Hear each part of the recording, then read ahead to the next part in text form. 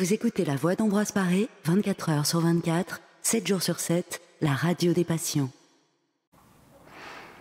Bonjour à toutes et à tous, vous êtes sur La Voix d'Ambroise Paré où vous pouvez nous retrouver sur le canal 60 de votre téléviseur. Aujourd'hui dans l'émission Rêvons en poésie, Génie, et je suis accompagnée pour le flux musical par David. Bonjour David. Bonjour à tous. David, donc, il nous fera le plaisir de nous passer de la musique classique et je vous parlerai dans mon émission aujourd'hui de la vie passionnée de Franz Liszt et c'est un ouvrage dont l'auteur est Jean Rousselot. Tu seras Mozart, prédisaient les salons aux jeunes prodiges hongrois que l'Opéra de Paris accueillait à 13 ans. Nourri à la fois de musique tzigane et d'harmonie beethovenienne, grand technicien de l'art pianistique naissant, mystique, révolutionnaire, Liszt s'imprègne de tous les idéaux de son temps et se fait le partisan le plus acharné de la musique poétique et descriptive. Dans le domaine de la composition musicale, il introduit le feu romantique, le mouvement, nombre d'inventions harmoniques et lance son javelot dans les espaces infinis de l'avenir. Avec cette vie passionnée qui est un vrai roman, Jean Rousselot retrace avec bonheur la carrière éblouissante, le destin romantique, les amours à la fois sereines et tumultueuses de Franz Liszt. Il replace le musicien dans sa véritable perspective d'insatisfactions affectives et spirituelles qui le poussent à renouveler toujours ses conquêtes.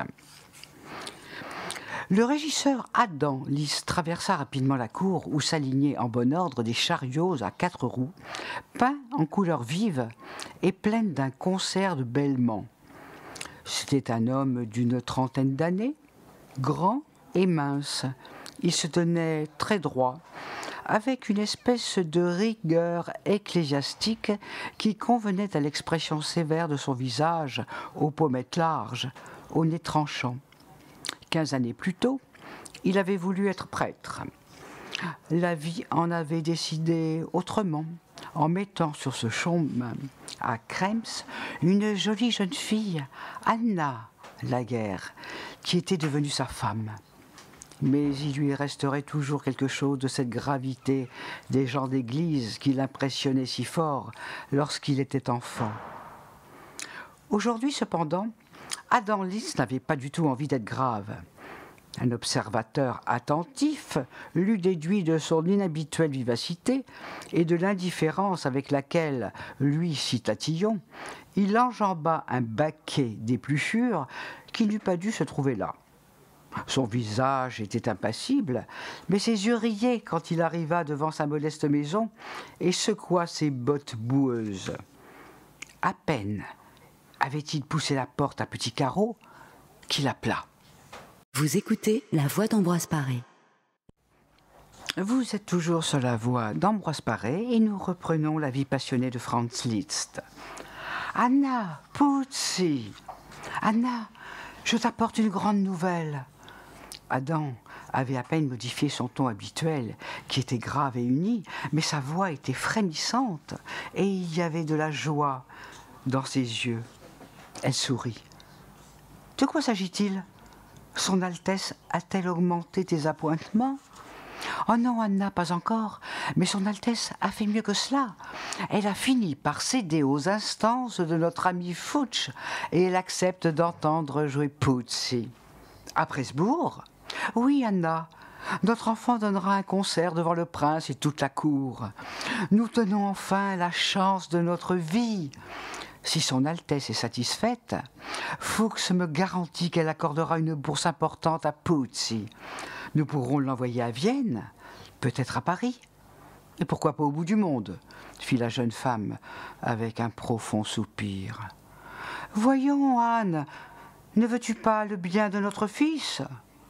Alors, certes, mais songez qu'il pourrait nous quitter bientôt. Il est si doux, si affectueux, et il est si frêle. s'il allait tomber malade, loin de moi? Tu te mets Martel en tête au lieu de te réjouir, grogna Adam. Ah, vous les femmes. Elle soupira. Dis plutôt, nous, les mères. Rappelle-toi tes angoisses quand il est né. N'as-tu pas tremblé autant que moi? Adam n'avait rien oublié. Alors qu'elle était grosse, la jeune femme était tombée dans le puits, ce vieux puits à la hongroise pourvu d'une roue de voiture en guise de poulie. On n'avait pu l'en tirer qu'après des heures d'efforts, tout juste trempé et contusionné, il est vrai. Et jusqu'au jour de sa délivrance, le médecin d'Édimbourg avait redouté le pire. Cependant, Franz, qu'on n'appelait que par son diminutif Putzi, était né sans encombre le 22 octobre 1811.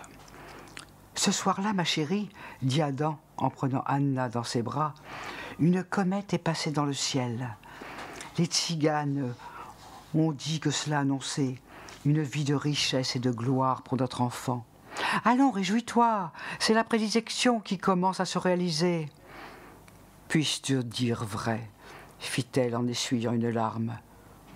Il la lâcha, prit sa longue pipe de porcelaine sur un guéridon et s'étonna. Où est Putzi? À cette heure-ci, il devrait être à son piano. Oh, le châtelain a dû le retenir un peu plus longtemps que d'habitude. Le cher homme dit que les derniers devoirs de Putzi étaient un peu bâclés. Il se fie trop à sa mémoire et n'apprend pas ses leçons assez sérieusement. Il sera grondé. Mais pour l'instant, le latin n'a pas vraiment d'importance. C'est à la musique que Putzi doit se consacrer à partir d'aujourd'hui, sans désemparer. J'en ai fait la promesse à Fuchs. Nous passerons, s'il le faut, 10 heures par jour au piano. Mais le concert de Presbourg sera un triomphe. Il le faut. Je mourrais de honte si le prince devait, ne fût-ce qu'une seule fois, froncer les sourcils. Vous écoutez La Voix d'Ambroise Paré. Nous continuons notre vie passionnée de Franz Liszt sur La Voix d'Ambroise Paré dans l'émission Rêvons aux poésies. Si le prince s'intéressait à Putzi, on ne resterait pas longtemps Reding. Il se tourna vers sa femme. J'ai envie d'aller au-devant de Putzi. Il faut que nous nous mettions dès ce soir à préparer ce concert. Elle l'interrompit avec une vivacité qui le surprit. Tu dis nous, comme si c'était toi qui devais te produire devant son Altesse. Putzi n'est qu'un enfant, Anna. Si je ne le faisais pas travailler, si je ne m'occupais pas de son avenir, tu sais bien qu'il n'aurait aucune chance de devenir un grand pianiste. Je me demande s'il désire devenir un grand pianiste. Oh, je sais, je n'entends rien à la musique, mais il me semble que c'est là quelque chose de pur, d'absolu. Putzi joue du piano comme il prie. Je crois que cela lui suffit. Où est son bonheur pourrait bien être le nôtre. Tu as trop d'ambition, Adam. Cette fois, il se fâcha. Ce que la vie ne m'a pas permis d'accomplir, pourquoi n'essaierais-je pas de l'accomplir en mon fils? Le bonheur dont tu parles, est-ce de croupir dans cette ferme où rien ne nous appartient? Regarde bien Putzi. Il n'est pas fait pour cette vie-là. Tout son être est tendu vers une lumière qui brille à travers sa musique, très loin, dans un monde qui ne fait encore qu'imaginer, mais qu'il sait tout à fait différent du nôtre. Je connais ce monde, moi qui m'en suis vu interdire l'entrée, et c'est parce que je le connais que je veux l'y introduire. Putzi ne sera jamais un paysan, un pauvre homme qui compte et recompte les moutons de son maître en tremblant à la pensée qu'il pourrait en manquer un. Il est fait pour les lustres et la soie, les applaudissements et les couronnes, les horizons changeants et les faveurs de Dieu. Je n'ai d'autre ambition que sa gloire. Anna mit fin à ce discours enflammé en désignant à son mari par la fenêtre un garçonnet qui traversait la cour en sautant à cloche-pied. « Ah, le voilà enfin !» s'exclama Adam Liszt en se dirigeant vers le vestibule. Elle le retint par le bras. « Comprends-moi bien, Adam. Je ne songe nullement à t'empêcher de faire de Putzi un grand homme. Ce que je crains, c'est qu'il lui faille auparavant faire le singe savant et en être malheureux. Et puis, je suis si peu faite pour ce monde où tu veux le conduire. Rappelle-toi la quincaillerie où tu m'as trouvée. Jamais je n'aurais su faire la révérence. Mon affaire, c'est frotter le carrelage et les chaudrons. J'ai grand peur de vous perdre tous les deux. Il s'attendrit, la baisa sur le front. Ne dis pas de sottises, ma chérie. Tu connais mon cœur et le cœur de Puzzi. Tu y tiendras toujours la première place. Allons, sèche tes yeux et laisse-moi seule avec notre virtuose. Vous écoutez La Voix d'Ambroise Paré. Si vous nous rejoignez, vous êtes sur la voie d'Ambroise Paré, dans l'émission Rêvons en poésie, avec la vie passionnée de Franz Liszt. Puzzi se tenait très droit sur le tabouret, attendant que son père lui dît par quel exercice commencer. Il avait la taille normale de son âge, c'est-à-dire qu'il pouvait à peine atteindre du pied la pédale et que ses bras étendus ne couvraient pas la longueur du clavier. Son profil aigu au nez busqué, qu'il tenait d'Adam Liszt, était par contre celui d'un homme, non d'un enfant. De même, ses yeux incisifs, ses mains longues et sèches, dont chaque doigt avait été assoupli par une patiente gymnastique quotidienne. Seuls ses cheveux blonds, fins et ondulants, comme ceux de sa mère, adoucissaient cette excessive fermeté. Où en sommes-nous avec Hind, Puzzi? Le prince aime tout particulièrement la sonate en mi bémol que Hind, quand il revint de Londres, avait composée pour lui, et il voudra certainement de l'entendre jouer. Je la sais par cœur, papa. Es-tu capable de la transporter en si bémol au premier coup d'œil, si on te le demande? Il faut attendre à des fantaisies de ce genre. On voudra t'éprouver. Je crois que j'en suis capable, dit gravement l'enfant, après un bref instant de réflexion. Eh bien, je t'écoute. Puzzi se recueillit pendant quelques instants, puis attaqua le morceau avec décision. Le premier mouvement, élégant et vif, se déroula sous ses doigts comme une cascadelle, sans que la moindre hésitation vînt en altérer le rythme ou la coloration. Le mouvement lent qui succède à cette introduction rapide, puis le mouvement vif qui vient faire équilibre au premier, enfin le ravissant menuet si mozartien sur lequel s'achève la sonate, s'inscrivirent à leur tour, à leur juste place chromatique et rythmique, sans que l'enfant ait, le moins du monde, semblé faire d'efforts pour les transférer sur un autre registre. Son jeu n'était pas seulement impeccable. Il rendait en outre la plus infime nuance de cette œuvre pleine de reprises, de modulations et de développements savants. Pas une seule fois, Puzzi n'avait regardé la partition. « C'est bien, dit Adam, mais je trouve que tu accentues un peu trop le côté paysan du menuet. Haydn n'était pas un violonneux de la puzza hongroise. Pourtant, papa, il me semble qu'il s'est inspiré de la musique de notre pays. Sans doute, mais c'est à la façon dont Beethoven s'est inspiré des bruits de la nature dans sa pastorale.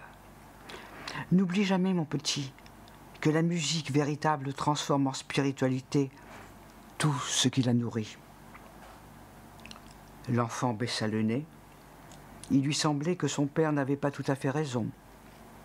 Son impatience de fuir la situation subalterne où il végétait à Reading n'était pas pour rien dans son mépris des sources populaires de la musique. Lui, Puzzi, aimait de toute son âme la plaine hongroise où le vent, ne rencontrant plat d'obstacles, se déchaîne à longueur d'hiver et soulève des tourbillons de feuilles mortes qui font penser à des enfants chassés. Les lancinantes plaintes des violons tziganes, dont les auteurs n'ont pas la moindre notion de l'écriture musicale, lui semblaient monter du cœur même de cette patrie perpétuellement oppressée et toujours rebelle. Puzzi rêvait de symphonies où ses plaintes vinssent se confondre avec l'expression délibérée de pensées et de sentiments, comme les ornières boueuses de la puzza font partie du paysage hongrois. « Pourrais-je improviser, papa ?» « Bien sûr, on te le demandera d'ailleurs dans la deuxième partie de ton concert. » Un instant, l'enfant se vit plaquant le premier accord d'une carda violente dans le silence solennel et doré du palais de Presbourg. Mais non, c'était impensable. Ces gens-là se boucheraient les oreilles. Comme s'il avait lu dans son esprit. Son père se hâta d'ajouter. Naturellement, pas question d'improviser des danses tziganes. Vous écoutez La Voix d'Ambroise Paré. Vous êtes avec nous sur La Voix d'Ambroise Paré dans La vie passionnée de Franz Liszt. Naturellement, pas question d'improviser des danses tziganes. On ne te donnera d'ailleurs pas le choix. La coutume veut que le virtuose demande au spectateur sur quel thème il doit improviser. Généralement, on lui propose quelques passages caractéristiques d'un grand musicien, et c'est sur ce passage qu'il doit faire des variations. Nous n'avons que 2 semaines devant nous. Il te faudra donc travailler sans répit, non seulement à perfectionner tes morceaux de concert, mais à posséder le plus grand nombre possible d'études et de sonates célèbres, de telle sorte que tu ne risques pas d'être pris au dépourvu. Nous arrêterons d'ici demain le programme de la première partie.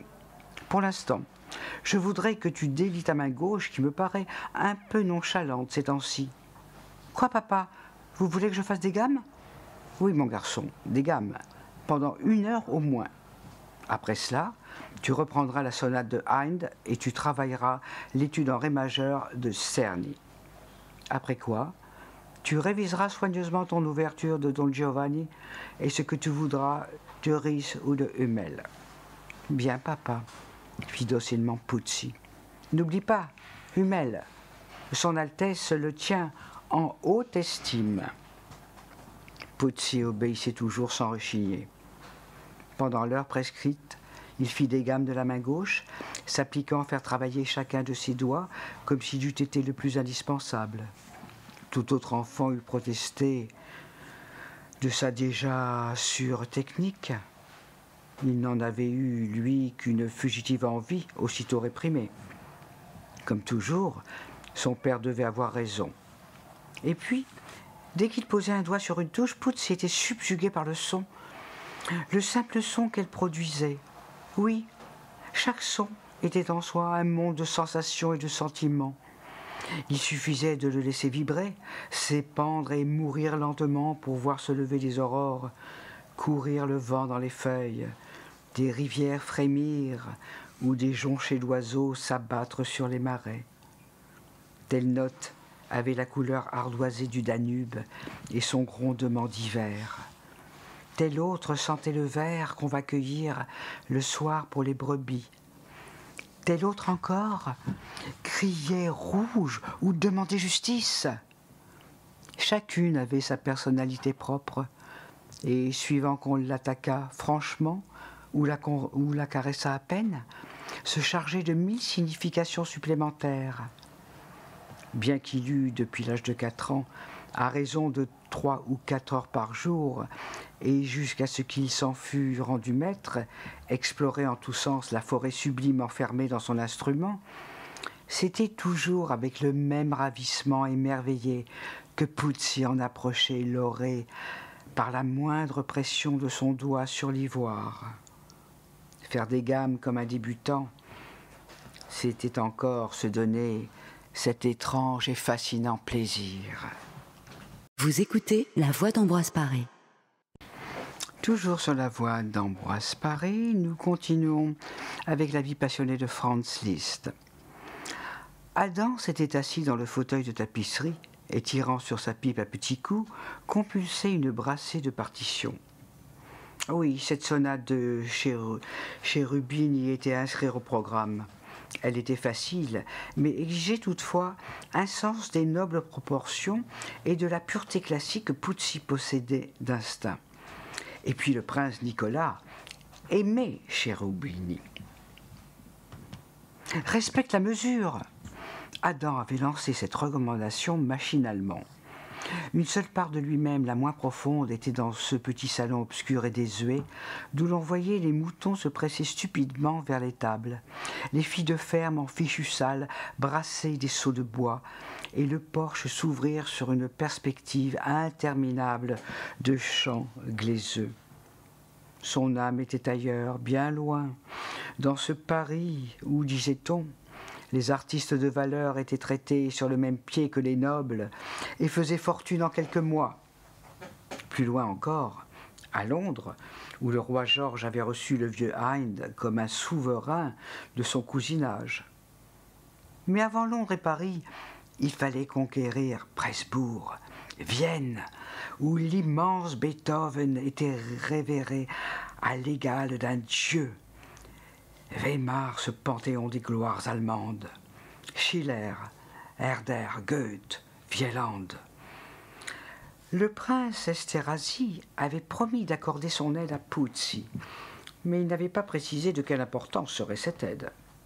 Il fallait absolument obtenir de lui assez d'argent pour que l'enfant pût, pendant plusieurs années, étudier l'harmonie dans la capitale autrichienne et perfectionner son jeu avec un pianiste célèbre.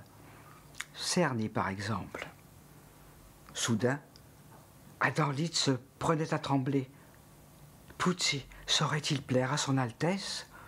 Oh, il ne doutait pas, quant à lui, du talent extraordinaire, voire du génie de son fils. Mais les princes ont leurs soucis, leurs fantaisies aussi. Nicolas Esterhazy aurait peut-être quelque autre chose en tête, ou quelque autre favori. Ou bien l'enfant l'indisposerait par sa façon de saluer, de marcher, de se tenir devant le piano. Il fallait absolument éviter cela. Adam se promit de donner le soir même une première leçon de maintien à Puzzi. Il nota également d'avoir à s'occuper avec Anna de l'habillement du futur grand homme pour paraître devant le prince. Il fallait que Puzzi fût à son avantage, mais sans ostentation. Une redingote de drap fin, mais de ton neutre, discrètement bordée de dentelle au col et aux poignets. Des bas de fil blanc, des souliers à boucles d'acier.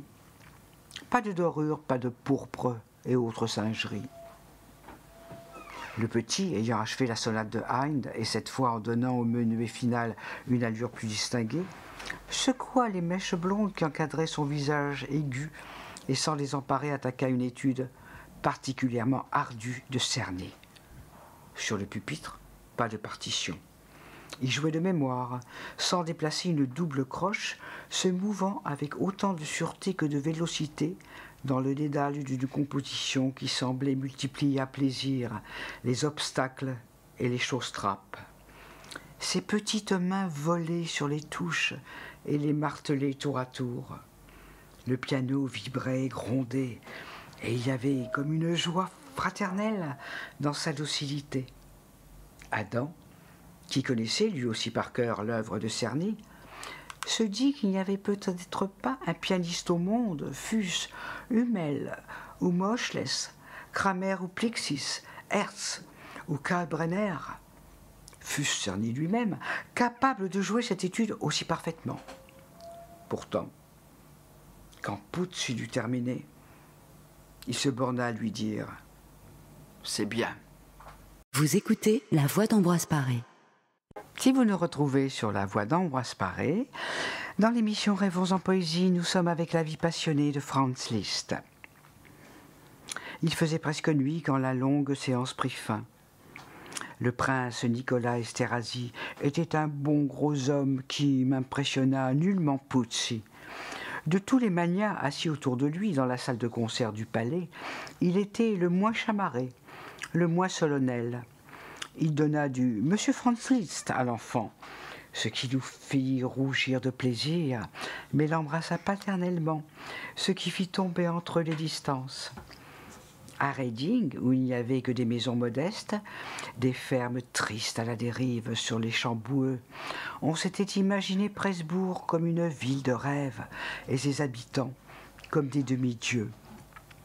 Vu de près, C'était une cité toute humaine où les gens vivaient comme ailleurs, de travaux terre à terre, et ne tenaient la musique que pour un agréable passe-temps. Le palais immense et surchargé de sucs baroques était plein de valets en livrée obséquieux et narquois. Dans les galeries et les salons, passaient et repassaient de majestueux officiers bottés, la poitrine barrée de brandebourgs, la moustache abondante et fleurie, leur shako à plumer sous le bras et un sabre courbé leur battant les talons. Ils regardaient Puzzi curieusement, comme un caniche qui se fût introduit là par surprise, puis se remettaient à parler de leurs affaires. Quand ils furent installés, ils ne cessèrent de deviser à voix basse qu'après que l'enfant eut joué plusieurs mesures de chérubine et entre deux morceaux, poursuivirent par la suite leur conversation. Oh, les hommes comme les autres. Il fallait avoir la naïveté d'Adam Litz pour croire que cette première apparition de son fils bouleverserait l'aristocratie de Presbourg. Puzzi le regardait rouler les yeux furibonds, sans comprendre pourquoi il était si mécontent. Il avait toujours cru, quant à lui, que la musique est un monde en soi, un domaine secret. Rien ne pouvait mordre sur la joie qu'il éprouvait à jouer. Que son avenir matériel dépendît de ses matamores pensus, c'était un fait incontestable. Son père le lui avait assez répété. Mais il ne se sentait ni amoindri ni troublé par leur apparente indifférence. Plus que jamais, il était sûr de lui, de ses doigts et de sa mémoire. Devant le prince et les seigneurs, il ne se comporterait pas autrement que dans la solitude du petit salon moisi de Reding. Comme toujours, il ferait de son mieux pour s'identifier à cette musique dont il savait bien qu'elle était le meilleur de lui-même. Pouvait-on lui en demander davantage ? Une seule chose l'étonnait. La beauté presque inhumaine des dames qu'il avait frôlées dans les salles du palais et qu'il voyait maintenant assises devant lui, chacune émergeant d'un calice de soie brunissante et multicolore. Leur peau était d'une blancheur éblouissante, leurs lèvres rouges, leurs cheveux arrangés en pyramides ou en torsades compliquées. Leurs mains jouaient avec des éventails, des colliers étincelants, ou bien voletaient sans autre raison, semblait-il, que de dessiner des mouvements gracieux. Jamais Puzzi n'avait vu de créature aussi belle, aussi précieuse. Elles étaient sans poids, sans âge. Elles glissaient sur les parquets dorés plutôt qu'elles n'y marchaient. Leur voix était une musique, leur chair un parfum. Il était inconcevable qu'elles pussent appartenir à la même espèce que les souillons rougeaux aux mains carrées qui s'affairaient dans les étables de Reding. La propre mère de Puzzi, bien qu'elle fût encore jeune et fraîche, n'était à côté d'elle qu'une humble et terne créature, incapable d'analyser le sentiment qui lui faisait battre le cœur devant ce parterre de déesses. Il s'y abandonnait sans réserve. C'était pour elle seule, qu'il avait l'impression de jouer, et il n'avait jamais éprouvé pareil délice. Vous écoutez La Voix d'Ambroise Paré. Nous sommes toujours avec la vie passionnée de Franz Liszt. Adam Liszt tournait les pages de la partition nerveusement.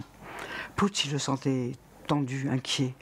Il eût voulu s'interrompre pour lui dire « Aie confiance, tout ira bien ». Adam Liszt avait misé tout son avenir sur ce concert qu'il donnait en quelque sorte par procuration, après avoir vainement tenté de s'illustrer lui-même. Le prince Esterhazy se souvenait-il du tédéum de son employé ? Dans quel coin de la bibliothèque le petit cahier calligraphié jaunissait-il ? La première partie du concert s'achevait sur ce scherzo qui avait permis à l'enfant de prouver qu'il était capable d'interpréter une nouveauté aussi bien qu'un classique. Car c'était une nouveauté que le scherzo, infiniment plus libre que le menuet sur lequel, auparavant, s'achevait immanquablement une sonate. Les applaudissements, dès que le prince en eut donné le signal, roulèrent en vagues jusqu'au piano silencieux. Adam prit Puzzi par la main et s'inclina très bas, imité par un petit garçon qui ne songeait pas à dissimuler son plaisir et qui se fut volontiers applaudi lui-même. Mais les recommandations paternelles avaient été rigoureuses. Même s'il n'a que 9 ans, un virtuose doit se tenir comme un homme, saluer avec grâce comme ceci, sans se départir d'une certaine réserve. Il fut reconnaissant au prince de le délivrer de ses admiratrices. « Viens ici, mon jeune ami, je suis content et je tiens à te le dire. On ne m'avait pas menti. Tu as la musique dans le sang et du talent plein les doigts. Si Hummel t'entendait, mais il est maintenant à Stuttgart, l'ingrat. Je suis sûr qu'il serait de mon avis, bien que tu aimes Beethoven et qu'il ne l'aime guère. Qu'en pensez-vous, messieurs ?» Les manias abondèrent dans le sens de son Altesse. Le comte, Apponyi surtout, était enthousiasmé. « Je ne crois pas, votre Altesse, que Hummel jouerait mieux que cet enfant. Est-il exact qu'il n'a reçu jusqu'à présent que les leçons de son père ?» « Monsieur le comte, dit Adam s'inclinant, c'est moi qui ai formé Franz. J'ai fait de mon mieux. Je n'ai plus rien à lui apprendre désormais, et je pense qu'il faudrait... » Le prince l'interrompit. « Je connais vos difficultés, monsieur, et je suis disposé à vous aider à donner d'éminents professeurs à votre fils. Je suis sûr que le comte Apponyi, le comte Amadée, le comte Sparazzi auront également à cœur de faciliter une carrière si bien commencée. » Le comte Apponyi prit la parole. « J'en prends personnellement l'engagement, votre Altesse. » Les autres manias et plusieurs des jolies dames qui avaient cajolé Puzzi assurèrent à leur tour le prince qu'ils ouvriraient largement leurs bourses. Adam, rayonnant et raide à la fois, nouant et dénouant ses longues mains comme s'il n'en savait que faire, se confondit en remerciements, puis poussa Puzzi en avant. Le petit se souvint des recommandations de son père. Il devait prendre la main du prince et la baiser. Il s'avança. Mais son Altesse agitait ses grosses mains rouges et ridées en parlant à une dame d'une beauté merveilleuse qui se penchait vers son fauteuil. Et Puzzi resta interdit. D'autant plus que le prince, déjà, ne parlait plus musique, mais, à ce que crut comprendre l'enfant, éventail et galanterie. Autour d'eux, les conversations avaient de même changé de sujet. Les manias et les dames riaient dont on ne sait quel grand seigneur, dont le fusil de chasse était parti tout seul, et qui en était mort de saisissement. Se demandaient des nouvelles de leur parenté, évoquaient un séjour récent à Vienne, et paraissaient avoir totalement oublié Puzzi et son père. L'attention de son Altesse revint enfin sur le jeune garçon. « Nous n'en avons pas encore fini avec vous, monsieur le virtuose. Plusieurs de nos amis désireraient certainement vous entendre maintenant déchiffrer quelques morceaux difficiles ou improviser quelques sonates. » Vous écoutez La Voix d'Ambroise Paré. Notre émission se termine. Nous espérons vous avoir apporté un petit peu de réconfort et nous vous souhaitons de rentrer très très vite chez vous. La Voix d'Ambroise Paré est aussi sur Internet. Suivez l'actualité de La Voix d'Ambroise Paré sur notre site et sur notre page Facebook.